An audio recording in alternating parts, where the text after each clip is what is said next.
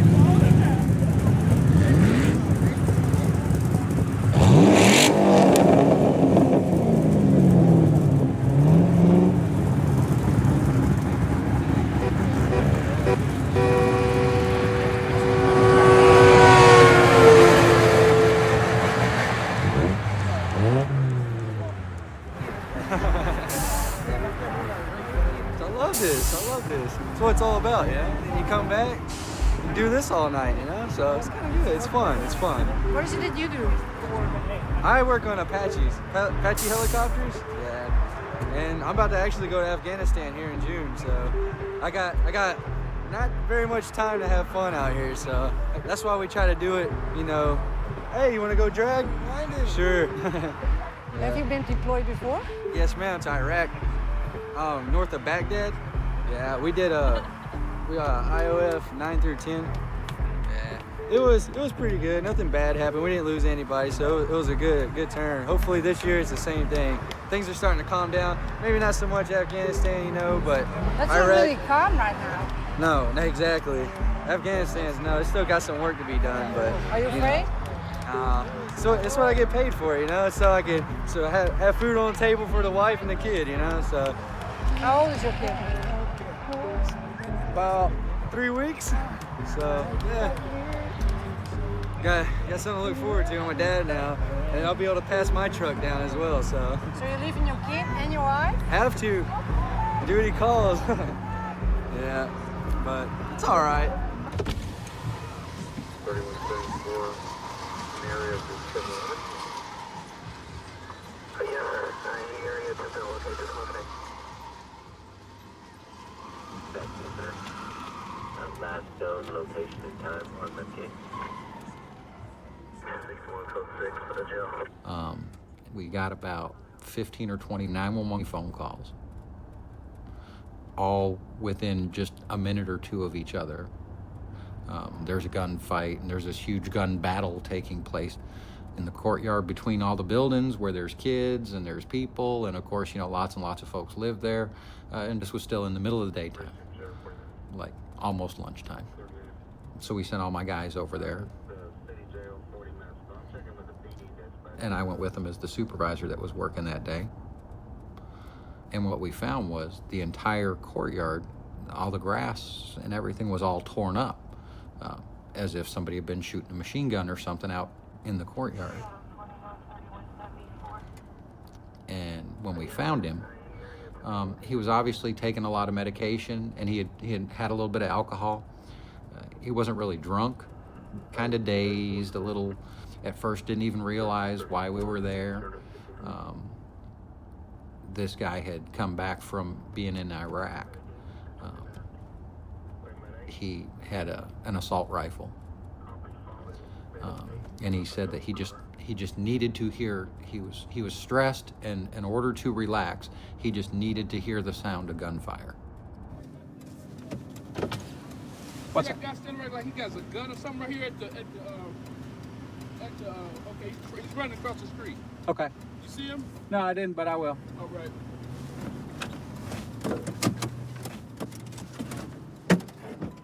Put it down. Put it down. 356, hold right. Turn around. I wanted my parents to be proud of me. I just wanted to jump out of airplanes. That's what I always told my recruiters. I just want to jump out of airplanes. Like, that sounds cool. Like, jump out of airplanes, shoot cool guns. Like, man, that sounds awesome. I mean, the only life that I knew was my high school life.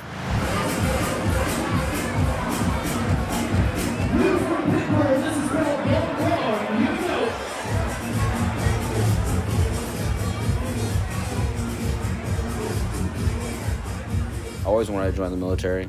I wanted to see explosions and see the big guns fire and all that stuff when I was a kid. It's one of the easiest jobs that you can have because they tell you what to do, they tell you how to dress, they tell you everything that you need to do. You just listen and go from there. My first tour was a lot of kicking down doors, going house to house. It's fun. Kick down a door and everyone's scared, and I don't know, it's exciting. Definitely fun. Yeah, I don't have a problem with it. I just kind of just go back into the swing of things. But I think alcohol helps. I just drink a lot now. But if someone says something to me, like a bar or something, I may get in more fights than I used to, but that's about it.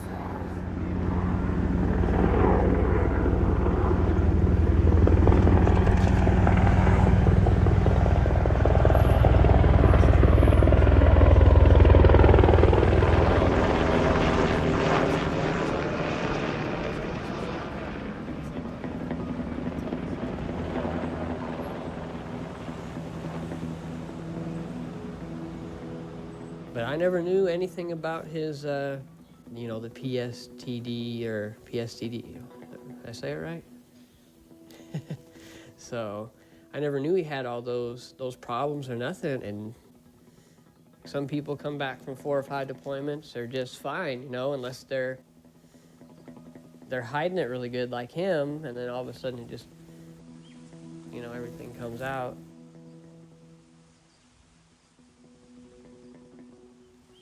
It was probably about 4 o'clock in the afternoon. I came home, and it's like his truck was in the driveway, parked all crooked and crazy and everything. It's like, oh, maybe he went out last night or something. I come in and unlock the door, and you usually just lock the bottom one. And it's like, oh, the top one's locked too. Unlock it, walk in through the door, and it happened right here. I walk in, and all that I see is feet, laying in the hallway, and then I see like little red and brown spots and stuff. And my first thought is, oh, he got drunk last night and he's passed out on the floor, or he was moving something heavy and he tripped and he hurt himself.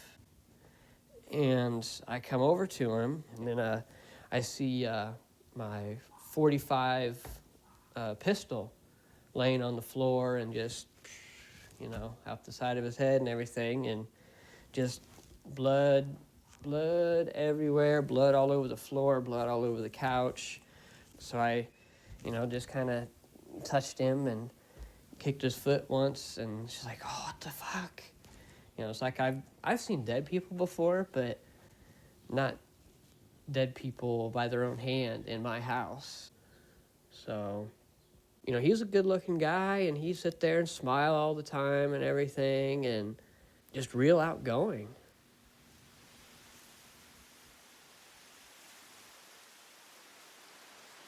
There were 7 confirmed in 2003, 5 in 2004, 9 in 2005. 3 in 2006, 6 in 2007, 14 in 2008, and 11 in 2009. And so 1, 2, 3, 4, 5, 6, 7, 8, 9, 10, 11, 12, 13, 14, 15, 16, 17, 18. 19 confirmed suicides at Fort Hood in 2010. I guess I should say the number of suicides of soldiers assigned to Fort Hood, because these happened on and off post. The soldier killed himself in Temple, one of the neighboring towns, in a public restaurant. And, you know, this guy was in a park in Round Rock, a town near Austin, next to a school. I mean, obviously they all have issues that they couldn't get help for or they didn't seek help for.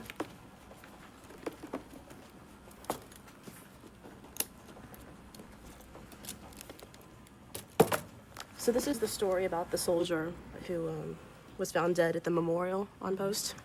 It's, with things like this, it's usually, I find more success in being sort of slow and steady, and I get to put in the time. A lot of people can't do that reporter-wise, so they have to kind of get all they can as fast as they can, but since I'm here, I can take it a little more slow, maybe get more of the information, the good information over time, so we're still looking into that. But was that a big thing here? Where he did it, yes. That's the first time that someone has taken their life or reportedly taken their life at a place like that on post. I think this is the first time that it was at a public and very recognizable place. I mean, it was very symbolic, obviously.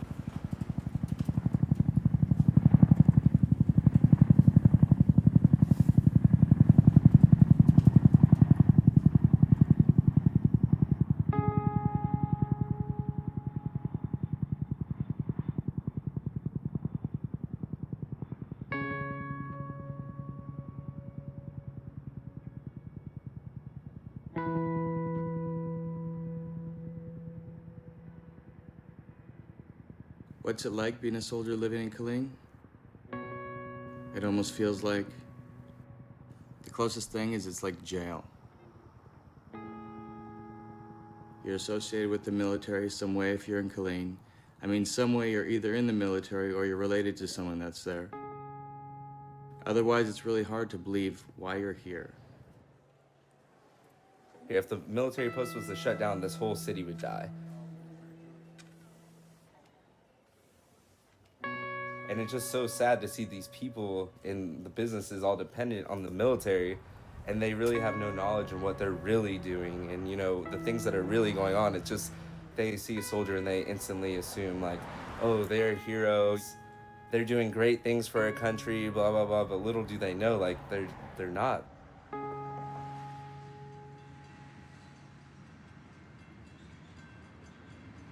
He was arrested Wednesday after the owners of a gun shop became suspicious when the man bought 6 pounds of smokeless gunpowder. It was the same store where 2009 shooting suspect Nidal Hassan bought his weapon. Abdo had taken a taxi to the gun shop. He also visited an Army surplus store and bought a uniform with Fort Hood unit patches. Police say it was clear Abdo was hatching a terror plot and may have been close to pulling it off. I used to throw a whole bunch of these things over there. I killed a lot of people with these things. I'm a sniper. Our job is to eliminate threats before other people move in. So the building was supposed to be empty. We got there, and I saw this woman with her kid. I wish I didn't see them. Commanding officer says to me, take the shot. And then I took the shot. I killed the mother and her kid. I want to be a father. I think about it at night when the booze wears off. I mean, am I worthy of being a father? I just shot a mother and a kid.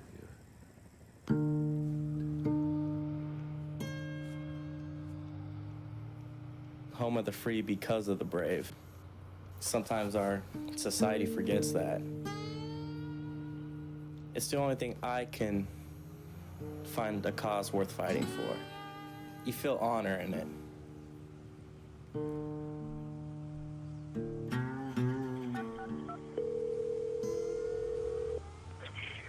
Stop 911, what is your emergency? A guy shot himself in the men's bathroom here at Subway. The 440, upper old 440. The subway on old 440? Yes, ma'am. Okay, he shot himself in the bathroom? He shot himself in the bathroom. The bullet in the can was laying on the floor. He's moving a little bit.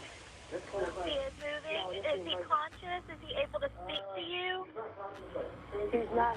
This is 911 on the phone. He's moving around a little. But he's not conscious. Okay, so he is breathing, correct? Blood everywhere. He is breathing? Yes, ma'am. Okay, there is blood everywhere? Yes, ma'am. There's a lot of blood coming out. You gotta hurry. Yes, we have gotten a call on it. They are on their way, okay? So you don't know where he shot himself at? He shot himself in the head. In the head? Okay. And the gun is sitting on the floor. Did he arrive at the subway by himself? Do you know? Yes, ma'am. As far as I know he came through the line. He just walked in the door and said, "Where's your bathroom?"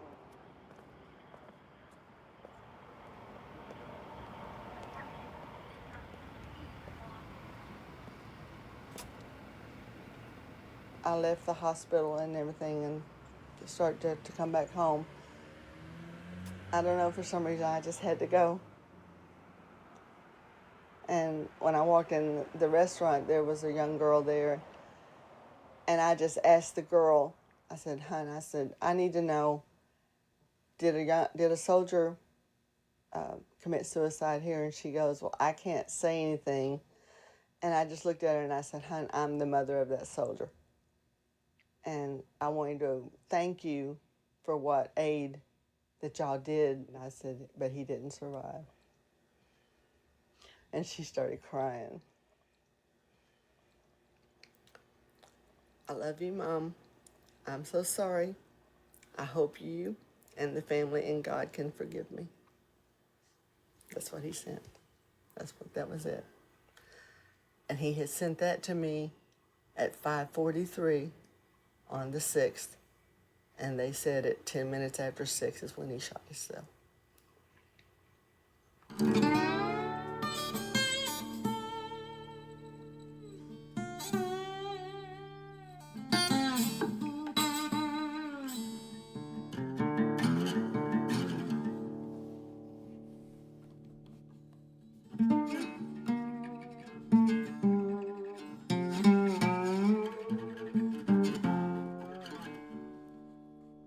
He wanted to follow family traditions.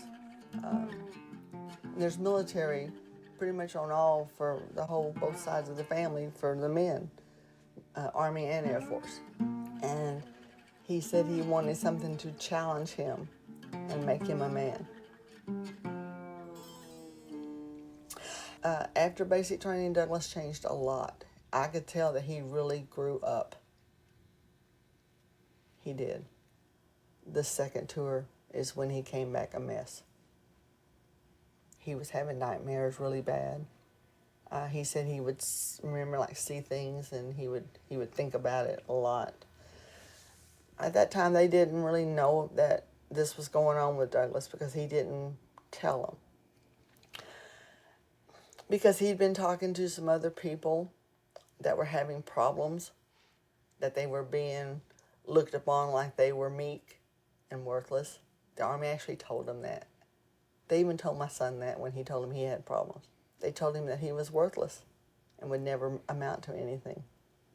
You need to get it fixed and straighten up, and he had to be stronger or he would never be anything. It was in February when he called me and talked about going AWOL, and I told him that was the wrong thing to do. I said, "Son, you joined the military." I said, "They own you." And I said, "You need to find another way instead of going AWOL." But he didn't listen to me. He went ahead and made the decision to leave anyway. He was actually arrested on that Sunday. And he went back to the base, and that's when I found out that they read him his court-martial charges. And I asked him, I said, "Are you okay?" And he goes, "Well, Mama, it looks like I might be going to prison."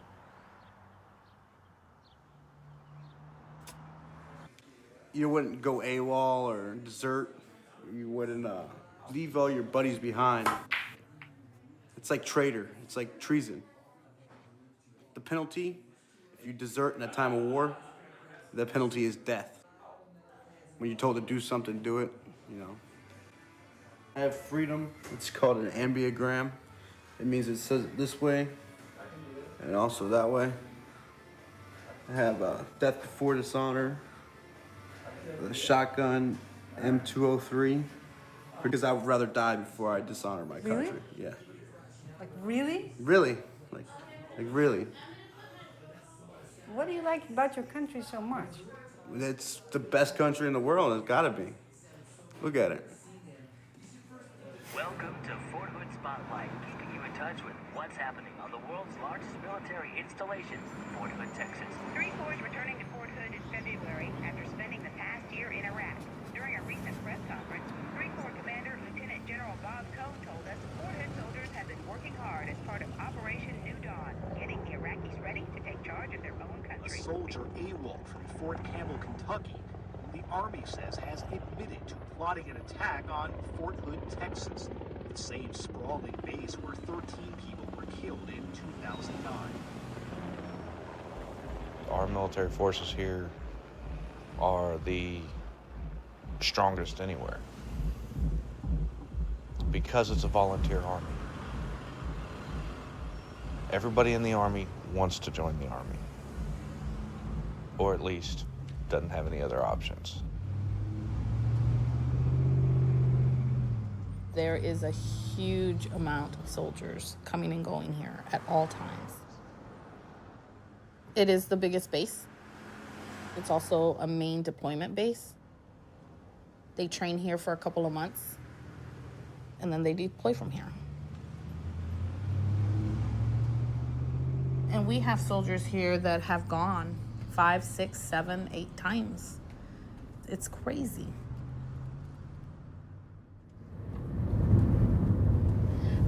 I never wanted to come to Killeen. I just saw it and I thought, God, what a sad little town. I see soldiers and I get sad. I see a group of women at Starbucks and I get sad. Because I know what they're gonna go through or what they're going through. There's a quote that's my favorite quote, and it says, you know, in war there are no unwounded soldiers. Everybody's affected. And they're just in different degrees. But you were married to a soldier, right? Yes. And that's how I know. And I work with soldiers, so I know. Here's the train now.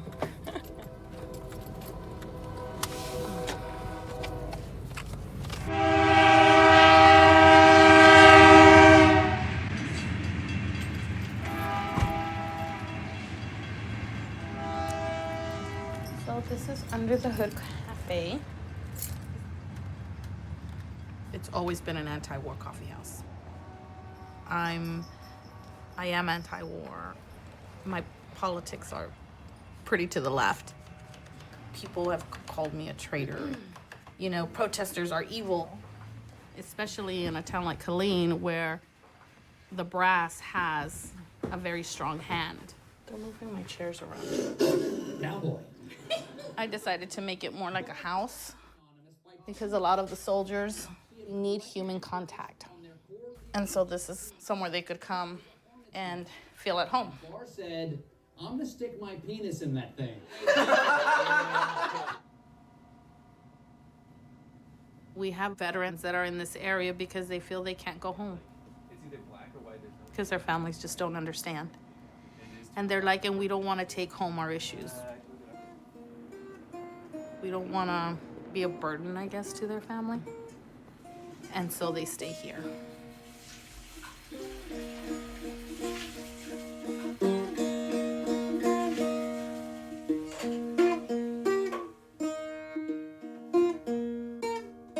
I joined because I had problems at home. My mother had just been admitted to a psychiatric ward, and I was 16.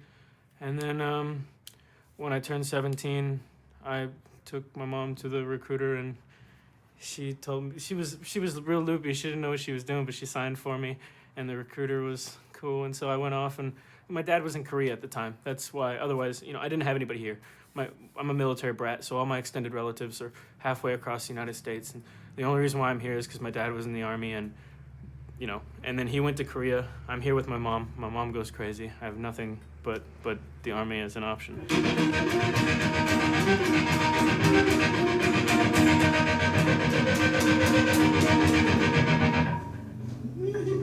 This is cool.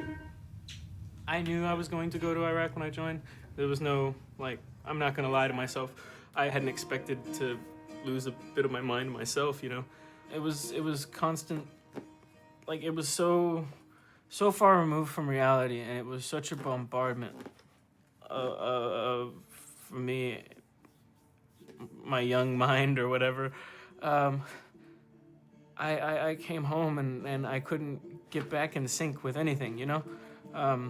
Go back to living a normal life and worrying about parking tickets and, you know, bills and these things, when really you just have to wake up and get shot at and go to bed, you know what I mean? And I thought if I went back to Iraq, I could get away for a year. So I volunteered for my second deployment.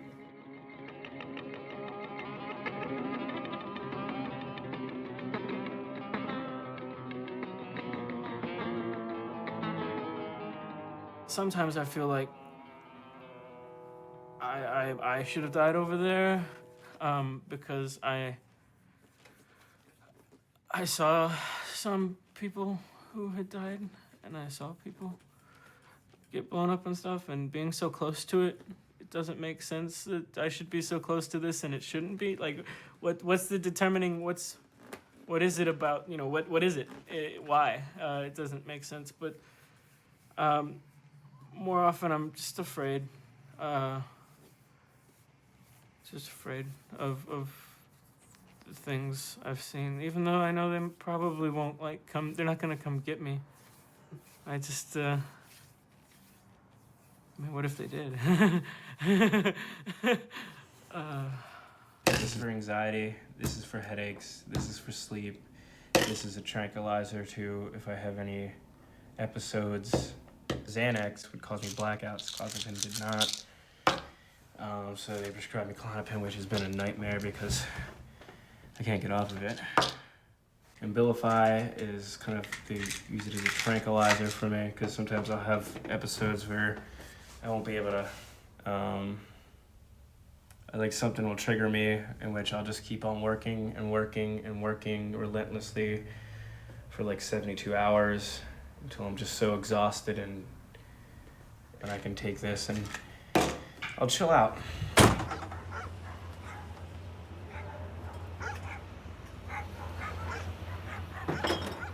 They kept saying on the news that we were rebuilding Iraq, we were working to rebuild Iraq.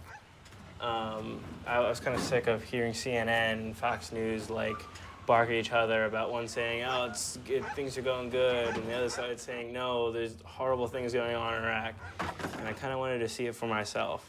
You know, I joined the military when I was 18, I turned 19 in basic training.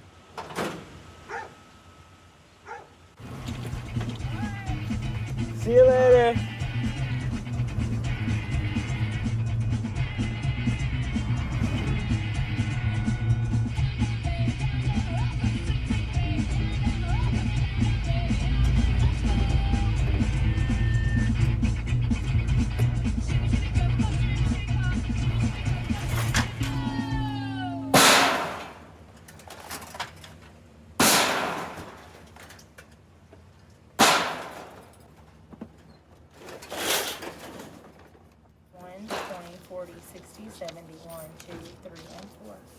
Awesome, thank you very much. I appreciate it.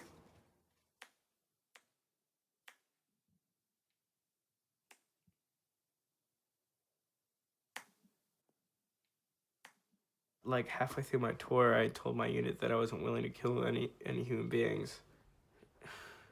My sergeant major said that, ask him this one question: are you willing to do your job? If I was to say no, it would have been like, oh, this guy's being insubordinate, throw him in jail. You know what I mean?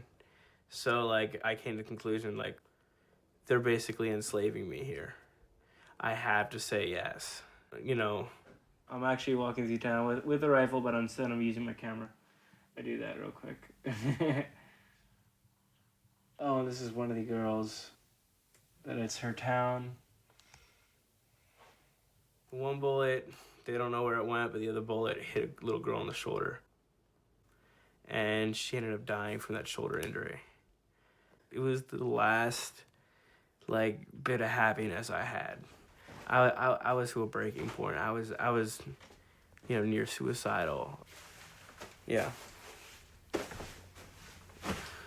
And during that period, they sent me to a chaplain. I sat and talked to a chaplain for about 2 hours, and he tried to basically convince me that killing's okay. These idiots put a soldier who obviously was having a conflict of conscience back into the battlefield, you know, not knowing whether, you know, I'm gonna pull the trigger or not. If you're in that situation where you're having that struggle, you're going on that struggle alone. Yeah, and what am I gonna call my mom and tell her that I'm struggling with that stuff? I was, she could be bawling her eyes out. You know what I mean? Like, who am I gonna talk to about it? You know what I mean? Just block that out right there.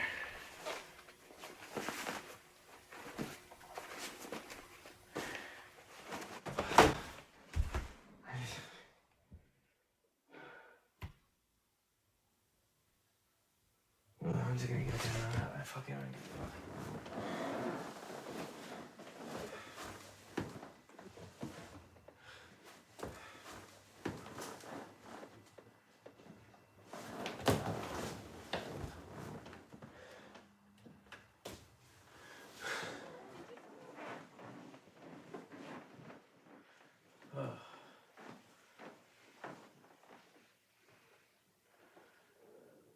Oh my god, that was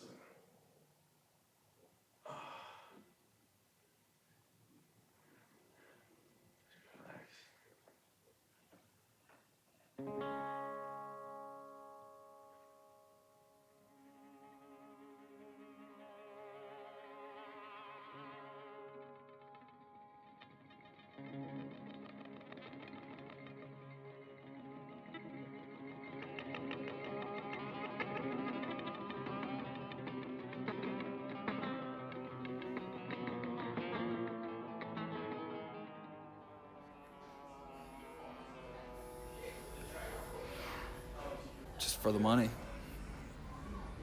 Tax-free. Come home with like $35,000, which is not that much, but depends if it's worth it if you come home alive and with limbs. There's a soldier's creed. It says, I am an American soldier. I'm a warrior and a member of a team. I serve the people of the United States and live the Army values. I will always place the mission first. I will never accept defeat. I will never quit. I will never leave a fallen comrade. I am disciplined, physically and mentally tough. Trained proficient in my warrior tasks and drills. I'll always maintain my arms, my equipment, and myself. Here. I stand ready to deploy, engage, and destroy the enemies of the United States of America in close combat. I'm a guardian of freedom and the American way of life. I am an American soldier. Do you need to know that by heart? By heart. Every word, by heart. We have seen the beginning of the Iraqi war. We've seen many go, and we've seen less come back. They are all excited about going, and they get these wartime tattoos, and they're ready. And then they'll come back a year later, and there's such an emptiness, such a forsakenness in their eyes. Sometimes they'll talk, and sometimes they won't. We don't prod them to talk. We'll ask, you know, what is this for? Who is this for? Do you want to talk about what happened? And sometimes they do. Most of the times they don't.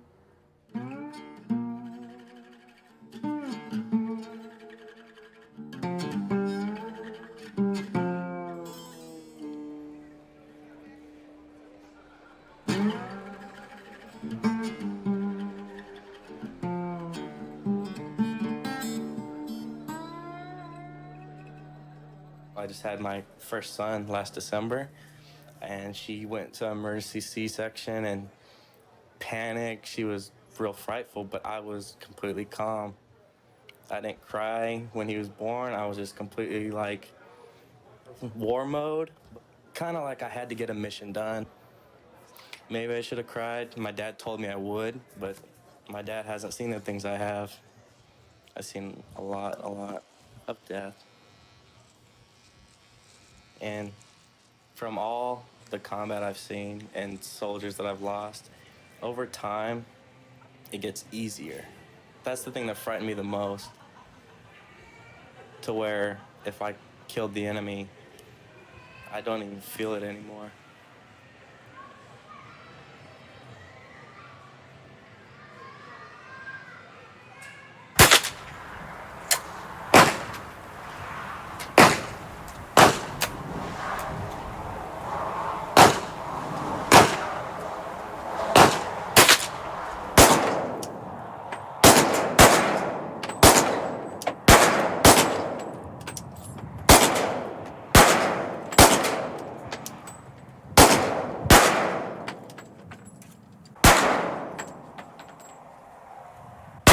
That's some dirty ammo. I know, man. I got some in the face.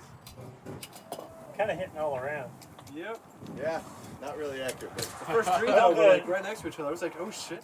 A lot of us just don't have, you know, the exposure to actual combat. Like, I've been through combat a couple of times, but in my case, I was just driving a truck. So I just kind of hunkered down and pushed the gas pedal. So I've never actually shot in war. A lot of us don't. But we like to, they expose us as soon as we get into basic training, they give us all kinds of different weapons to shoot, and it's a lot of fun. This is fun. Shooting in war is not fun. Yeah. It's something you have to do to stay alive, you know, to win the war, win the battle. Here it's just fun. Yes. You're not shooting at a person. So just a silhouette, it's just a piece of paper. So it's different. But they're shaped as persons. Mm-hmm. Well, it is, but it's not, you know, it's not the same our thing. fault that the targets are shaped that way. Afghanistan. I don't know what province. 4 guys got blown up from what I understand. I saw it on the unit's Facebook page. If you look up 227 Infantry, 2nd Battalion, 27th Regiment, Wolfhounds, you'll see their Facebook, and you can track what they're doing if you want. I didn't know any of them, but I hate seeing soldiers get killed, particularly when I know they're from my unit, you know?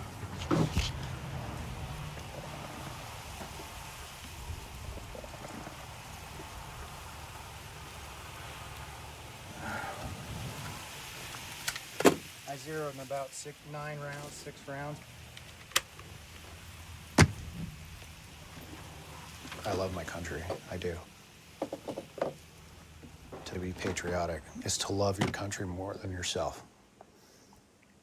Not many people think of it in terms like that, but if you join the military for any other reason than that, you're probably not going to have a good day.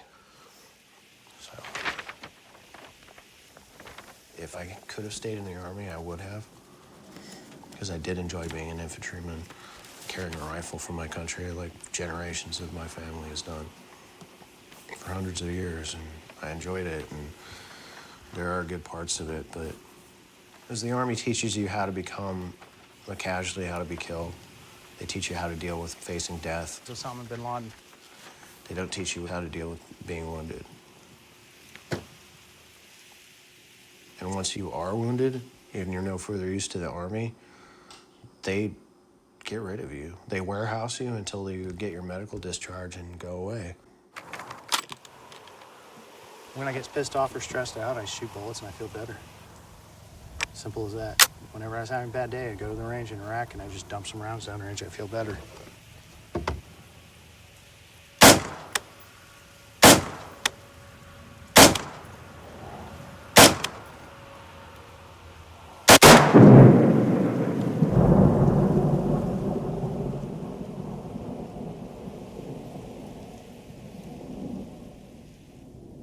It's steel. It's a piece of shrapnel that they dug out of my spine. It's a piece of the bomb. The bomb was, I'm sorry, I'm all over the place. A pipe, basically a huge pipe bomb made with homemade explosives. So It wasn't like a mortar or an artillery round or anything. It was entirely homemade. And the Iraqi police helped put the bomb in place.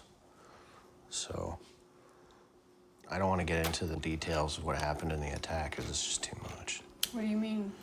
Like the things I saw and, well, because what? it's not so much the nature of the attack and the aftermath, it's the reasoning behind making us vulnerable so that we were attacked in the first place.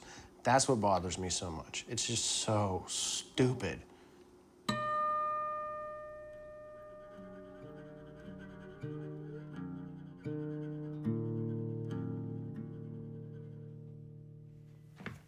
Our brigade commander was concerned that we would scratch the Iraqis' furniture. I'm not kidding. They went on public record saying that, right? That was one of his major concerns because they complained to him that us wearing all our gear and having our weapons, we'd scratch their nice furniture. And they did live pretty nice. You saw a lot of brand new BMWs, brand new Fords, brand new Mitsubishis driving around Iraq. And now, you know, all that money is supposed to be for reconstruction, but it's just being kept and repurposed by people in charge. But they're Arabs, so that's just normal for that part of the world. Yeah, so the Army decided to have key leadership, and what they meant by that was anybody above the rank of E6, like myself, would remove their body armor and weapons and leave them in the vehicles. And this wasn't optional, this was mandatory. It was an order. And what does it mean, take your body armor off? What are you left with? Swinging dick? I don't know. Not much. Your confidence, and maybe if you put extra starch in your uniform, that's about it. We're talking about scratch furniture and poor little Iraqis hurt fucking feelings. I don't care. I don't care. If it's a choice between my safety and making Iraqis feel comfortable, I'm gonna choose my safety every goddamn time. Sorry, if that's not politically correct or whatever, I don't care. This is Ambien for sleeping. Muscle relaxer, Flexeril. My muscles twitch. When they get aggravated, which is basically all the time, what's left of my back twitches, and that doesn't feel good, so I take this. I have a prescription for a low-grade dosage of Zoloft, and that keeps me from getting too... I still am able to feel things emotionally, but it doesn't get out of control, so it's just enough to help me get through day-to-day.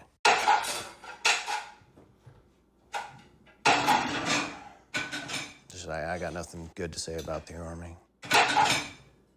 We're product. They literally use that word in official documents. Product. I'm not a cheeseburger. I'm not a pack of cigarettes.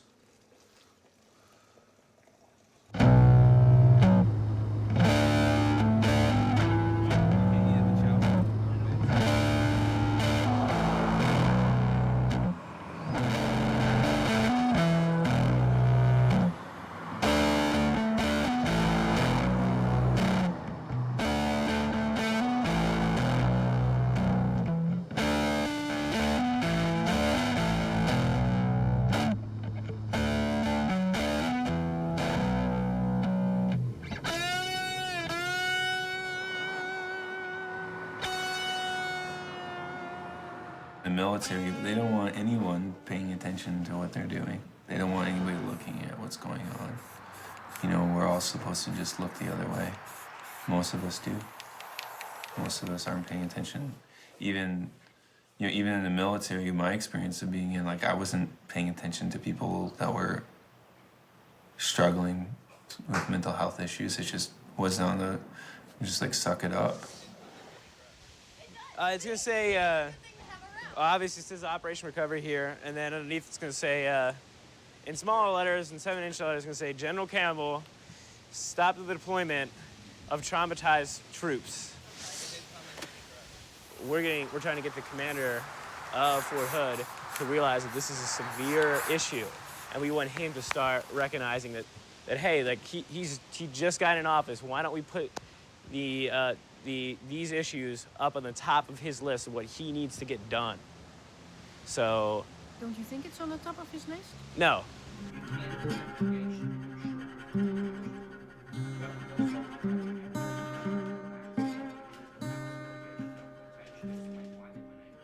I've been a military spouse for 18 years. And I met my husband after he came back from Desert Storm. Every time he came back, he was different. It just got worse and worse with each deployment and stuff.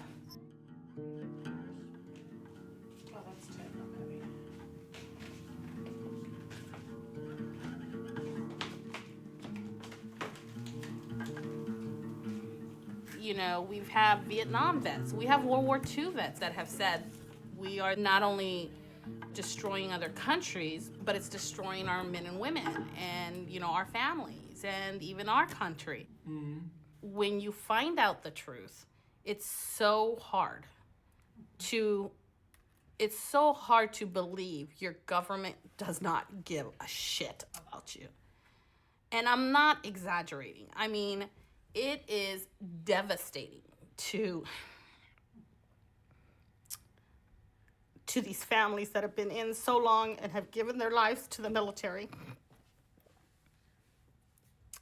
and watching their husbands, you know, not being taken care of. And I don't even mean not taken care of. I'm talking about completely ignored, completely humiliated, completely destroyed, used, and then thrown out of the military with no benefits, with no education, everything they promised them, you know, broken bodies, broken minds. Talking about your own husband also?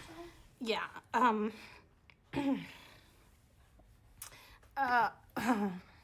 With him, my oldest, she remembers Dad before the wars. And after each deployment, it got worse to the point where this last deployment, which was what destroyed my marriage, and she's like, that is not my dad.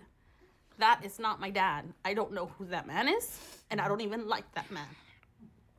They lost that bond that they had, and until this day, all these years later, never got it back.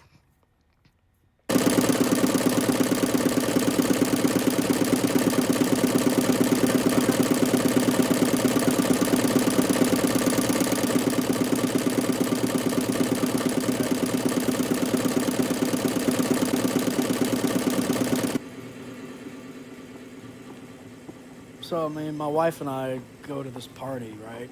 And we go right up to the door, and she turns over to me. She says, look, don't talk about war. You talk about war all the time. Just don't talk about it tonight. I said, okay, fine. So we go in, and I mean, I guess we had a good time and everything, but I mean, I just felt so lonely. It's hard, but I am happy that I get to be an Army wife because not a lot of people get to do it. It's definitely a privilege and an honor being married to someone who serves the country. So it's not an easy lifestyle.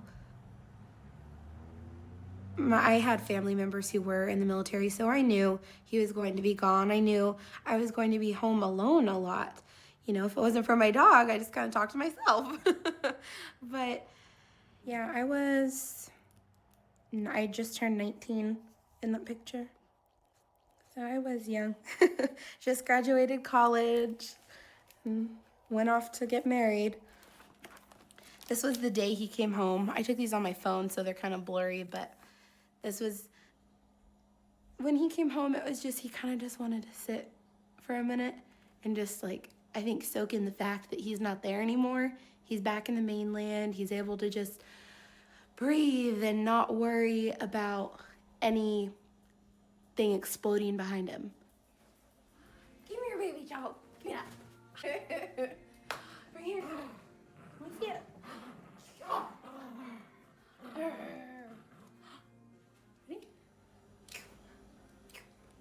This is a wreath that I made when my husband came home from deployment. The material that you see here is what they call ACUs from their uniforms. These were actually his pants, and he wore them in Iraq. So when he came home, I just thought it was kind of symbolic just to make this wreath, you know, to show he made it home. So the next time he comes home from another deployment, I want to make another one.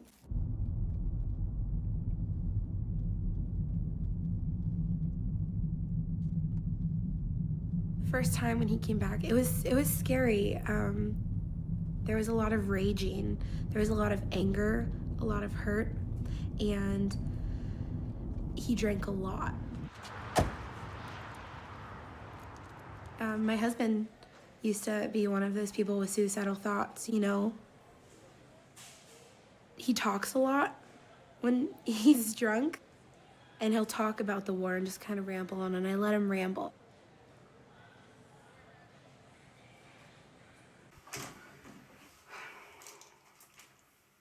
Do you need help with anything? Do you need help with anything? Hmm? You don't know? Yeah, tell me what you want me. Yes. Are this too tight or no? Is that okay?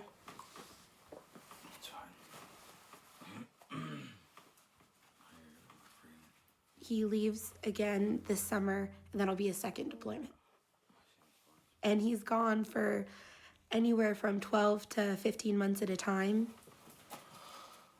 Did you ever talk to Captain Lovelace and make your dentist appointment?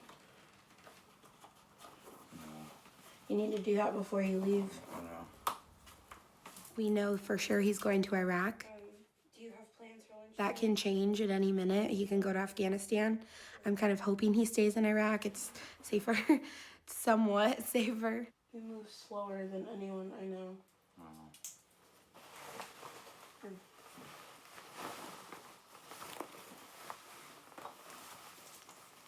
You need your gloves? What? Do you need your gloves?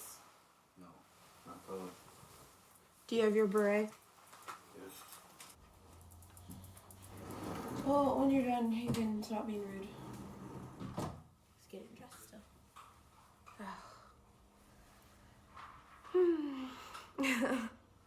No time for breakfast. I usually make him breakfast in the morning, but he got home kind of late today, so he's probably just gonna go to the DFAC, which is the cafeteria, and eat. It's hard sometimes. Mornings like this. I'm sorry.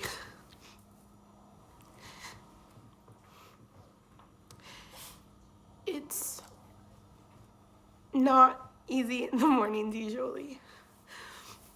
Or at night. Or in the middle of the day. Just, he's so busy right now with the training schedule and getting ready to leave, so he's got a lot of stress on him. But, yeah.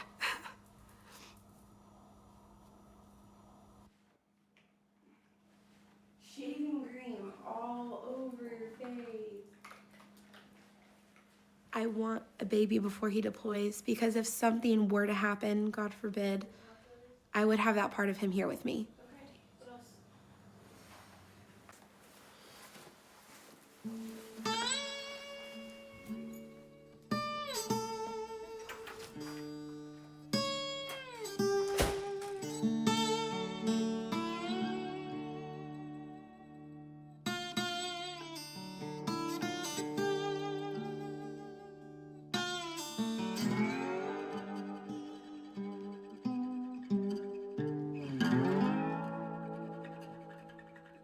Little boys, little girls.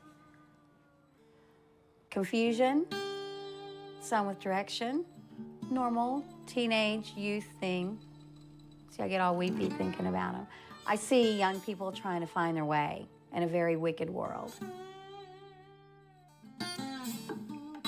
It's like leading the lambs to slaughter. You know, they don't know.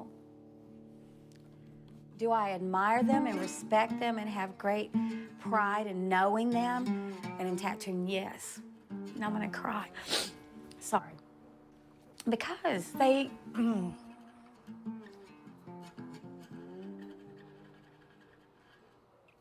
They have extremely good intentions in defending freedom, honor, respect, generations that America was founded on. But I think that maybe they're slightly deceived. So it's hard. For me, it's hard as a mother, you know, because I think they're all my kids.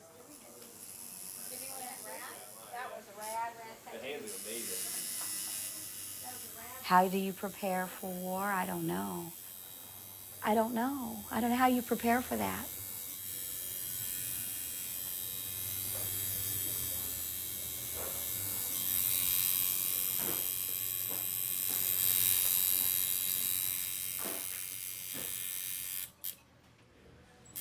Can you talk or is it too painful? No, I can talk. What does it say? It's a Latin for if you want peace, prepare for war. You want the wiener now? Because you're going to need it. Damn, you know wiener. Yeah, we'll see about that. Can I ask you one more thing? Yeah, what's up? Have you ever been to war? Oh, no. We'll be going soon. Yeah. We'll be there. All right, Killeen, go get me. You just went through war.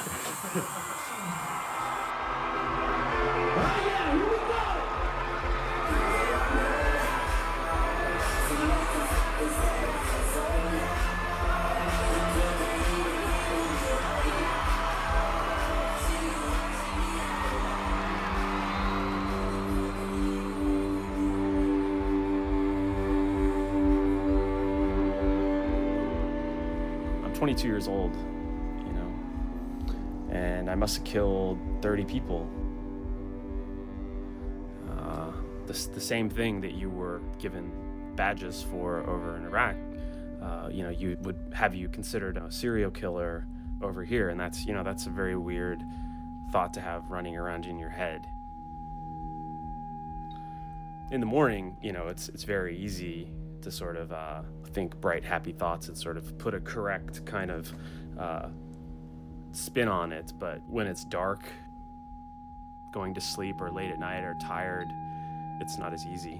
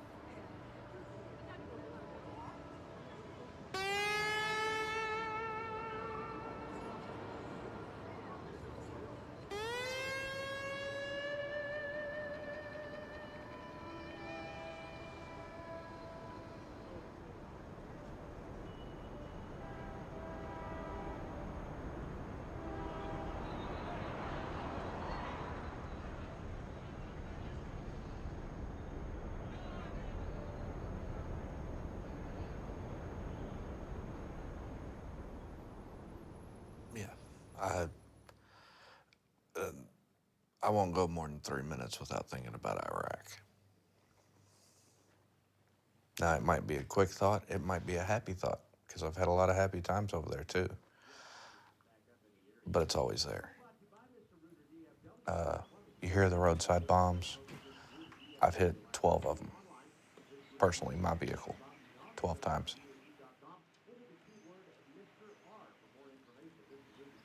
When an IED goes off, you react in ways you think are right at the moment.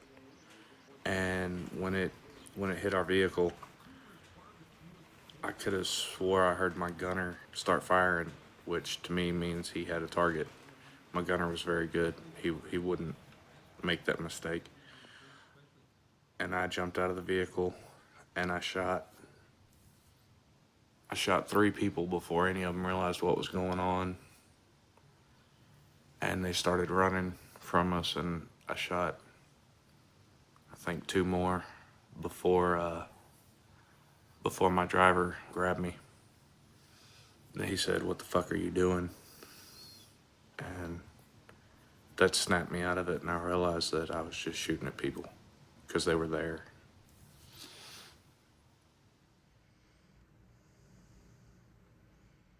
This one is my grandfather in Vietnam. He was a pilot. That's rare that my husband actually smiles. So that's a good one. We have to keep that one out. This is how he normally looks. All serious and businesslike. That was Afghanistan. Just getting off the airplane. Honestly, I'm guessing this was R&R when I was in Iraq the second time. That's me and my mom. Well, that's pretty. Where's this at? That's Bosnia. Ah, gorgeous. Bosnia was 6 months. My first trip to Iraq was only 6 months, so that's a year. My second trip to Iraq was a year. My trip to Afghanistan was a year. My last trip was 15 months. Oh, this was Afghanistan. I was coming back from Afghanistan. And me and my oldest boy, who is now 10, talking to mom or somebody. I'm very proud that I have been in the military. I'm proud that I've been to war. I'm proud that I have never lost a soldier. I've always brought my soldiers home. The missions we've gone on, and I've killed people that I knew were bad people. Oh, I'm proud as can be. If they're trying to kill me and I kill them first, that's just the way it is. But, however, good people do get hurt.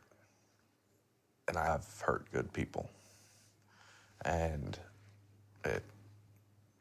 there's a reason I'm getting out of the Army, retired out. That's the reason? I have chronic PTSD, post-traumatic stress disorder. To be honest with you, I just got out of a mental institution a couple weeks ago. Yeah. I was there for 30 days to help me with my PTSD. And it's from the stuff I've gone through, the stuff I've done in Iraq. How serious does it have to be before you go to a mental institution? Pretty serious. All the people in that place with me, they were all military. Everybody else there except me had tried to kill themselves.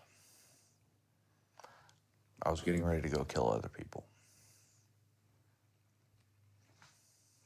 What do you mean, get ready? I was about to get in my car and drive out and start killing people. Instead, I grabbed my wife and we drove out to the hospital. How do you know you're getting ready to kill people? Because the thoughts just kept going through my mind and I was making my plan. What plan? At the time, I had a problem with people being happy because I'm not happy most of the time. So I was gonna drive down the road here and find the first person I saw that looked happy, and I was gonna start with them. I was either gonna shoot him, but I doubt that. I probably would have just beat him to death.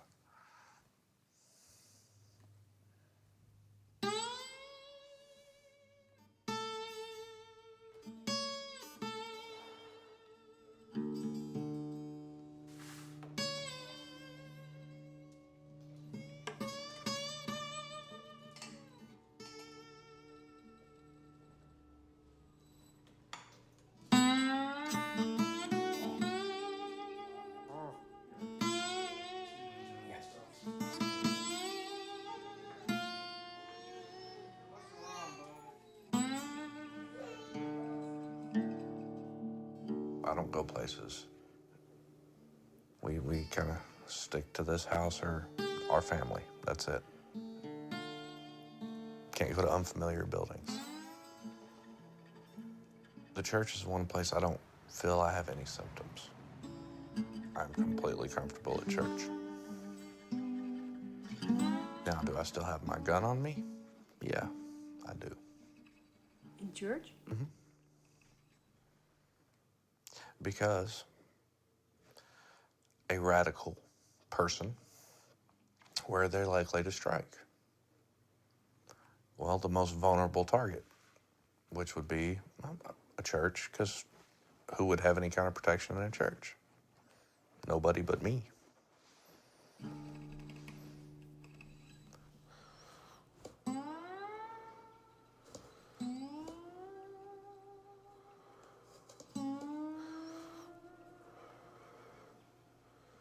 The worst one for me was cleaning up other people's brains.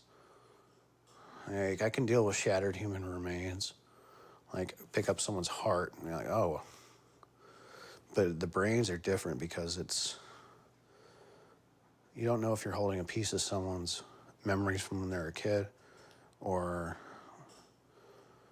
you don't know if you're holding the piece that remembers being married. You don't remember you're holding the piece that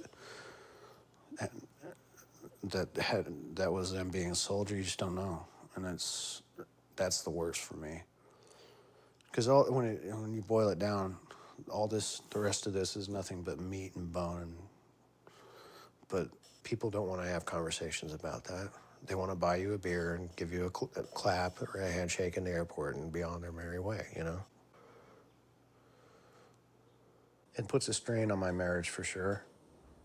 A lot of marriages have been ruined because the wives just don't understand and don't have the capability of understanding. And, their husband gets home and they think, well, the husband's going to help me discipline the kids and take care of the kids, but you end up with 2 or 3 kids and a grown-ass man weeping in the corner, drunk off his ass, cradling a gun. No one teaches anybody how to deal with that, And it also gets back to in the military, it's the John Wayne mentality of you don't show emotion. You're not allowed to admit that you're sad or upset or anything ever. It's not manly.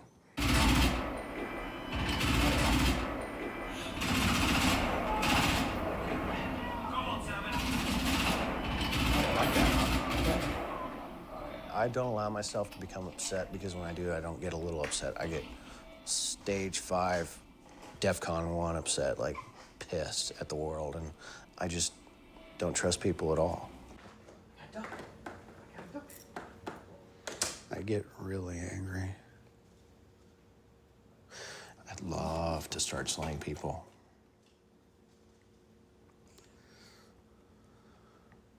Would I do that? No. Am I tempted? Yeah.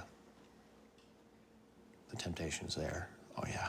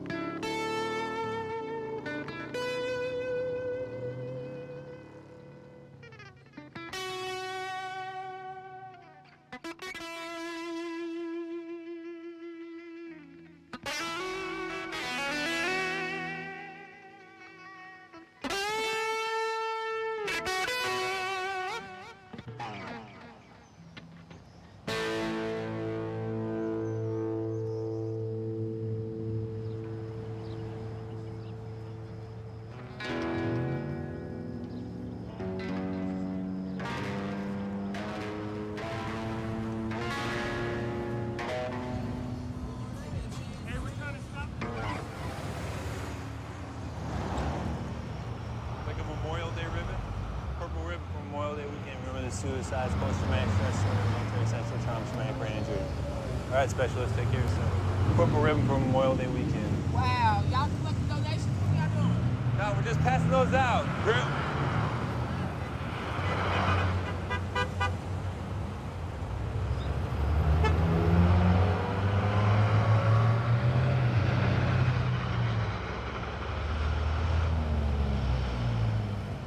Today we built a tower, and the tower is based on putting General Campbell accountable to all the suicides that are happening at Fort Hood. So all the soldiers that are not getting the proper treatment that they need, including PTSD, TBI, and MST. And we're gonna leave him accountable for all of these things, now and into the future. We have been trying to talk to General Campbell, to sit down with him. We have given him over 600 emails have been sent to him from our supporters and IBAW members alike. And he has not responded to us at all.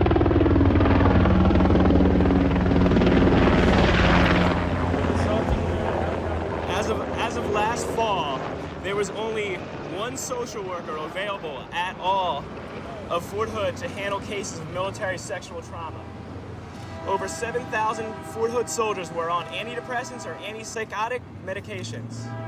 Fort Hood psychological counselors meet with 4,000 patients every month. The base counseling services are overwhelmed and have to refer many soldiers for counseling off post. Something needs to be changed here.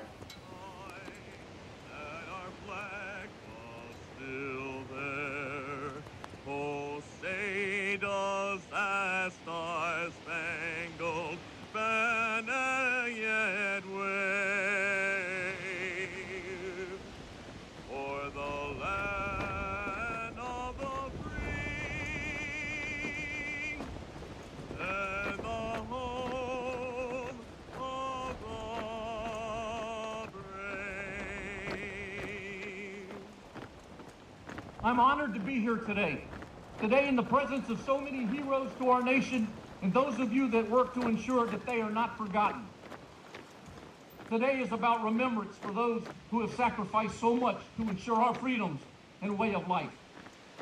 Their service to our nation has made the world a safer place and allows every citizen of this great nation the opportunity to enjoy the fruits of selfless sacrifices. I can think of nothing more honorable than serving your nation. Our military and their families have provided a blanket of freedom that no other nation can parallel.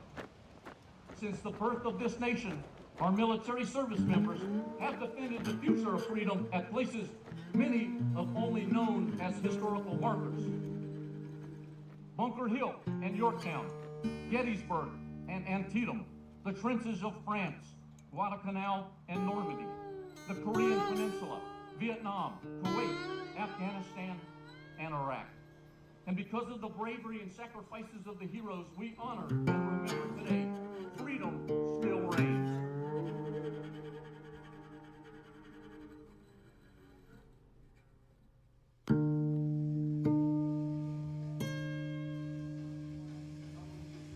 I'm not worried about me. When I'm over there, I'm not going to be thinking what might happen after. I don't care, like, what the aftermath is, so. After will come after. That's why it's called After.